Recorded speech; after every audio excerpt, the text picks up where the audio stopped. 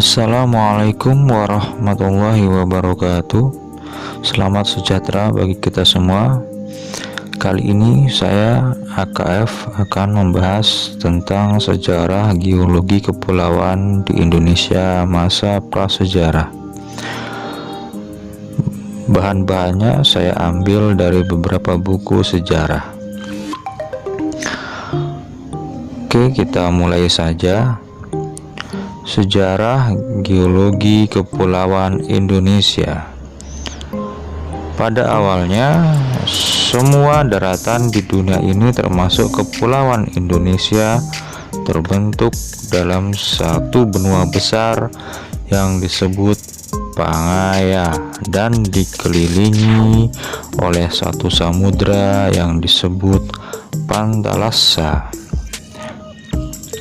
Sekitar 200 juta tahun yang lalu, benua tersebut terbelah menjadi dua, yakni Gondwanaland dan Laurasia selama periode Jurasik atau zaman dinosaurus.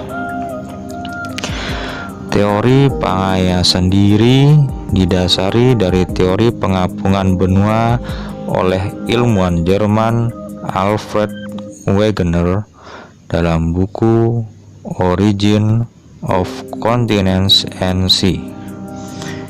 Alfred menyatakan semua benua itu pada dasarnya saat membentuk superbenua Pangaea kemudian terpecah menjadi banyak seperti sekarang ini.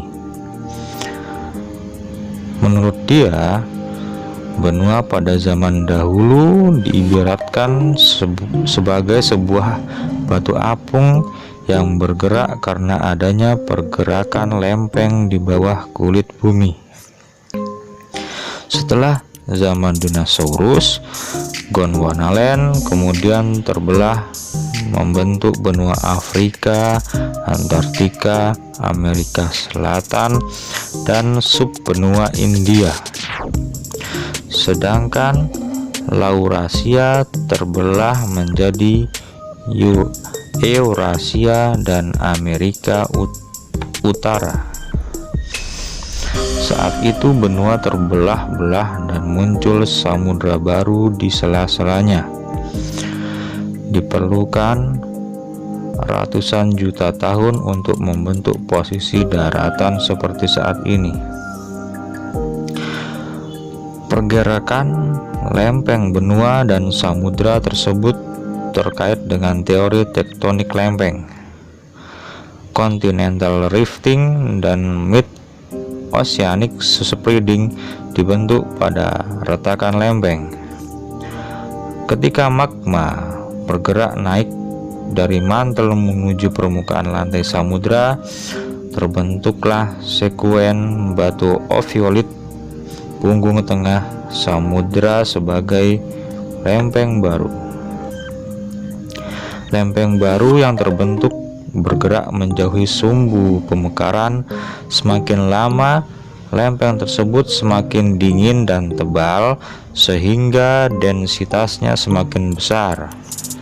Kemudian lempeng tenggelam membentuk penunjaman atau subduction zone, sehingga lempeng kembali panas, hancur, dan menyebabkan terbentuknya leburan sebagai mantel membentuk magma.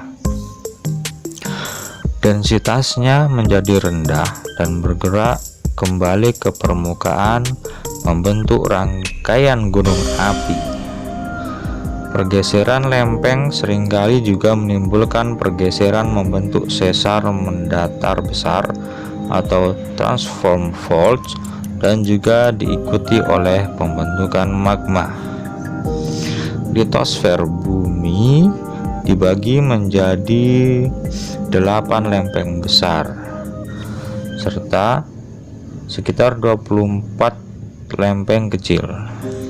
Semuanya bergerak di atas lapisan astenosfer dengan kecepatan sekitar 2-10 cm per tahun. Kepulauan Indonesia merupakan wilayah yang dilalui oleh batas lempeng tektonik dunia.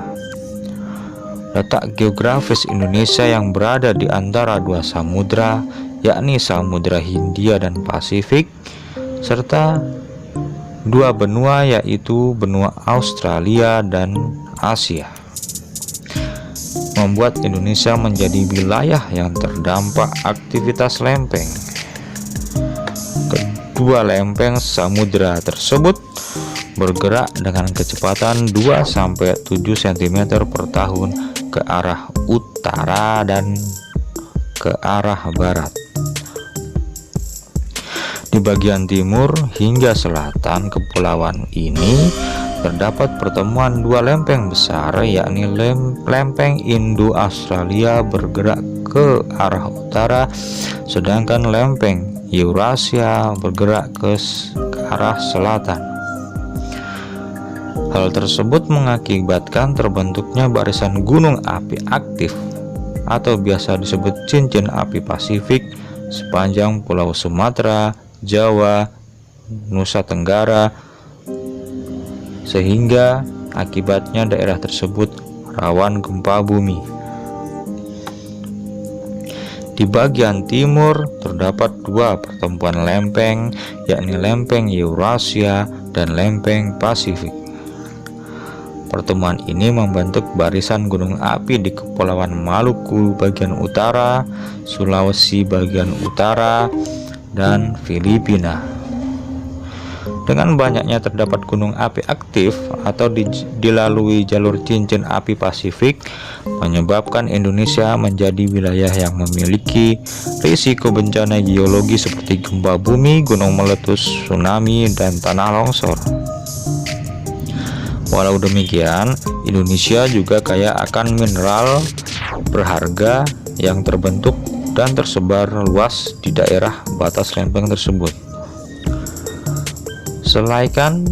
Selain pergerakan antar lempeng, terjadinya gempa juga berkaitan dengan keberadaan sesar aktif yang membentang di beberapa wilayah Indonesia. Di antaranya sesar Sumatera, sesar Palu, sesar Papua, atau sesar yang lebih kecil seperti sesar Cimandiri di Jawa Barat. Batas lempeng konvegen adalah pergerakan lempeng yang saling mendekat. Pergerakan ini mengakibatkan munculnya zona subduksi yang merupakan pusat-pusat epicentrum gempa.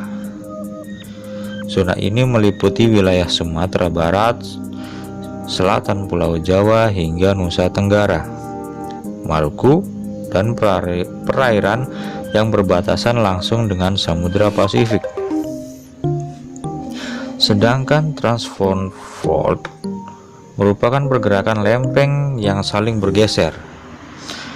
Kedua lempeng mengalami pergeseran karena adanya zona pecahan atau fault atau sesar mendatar.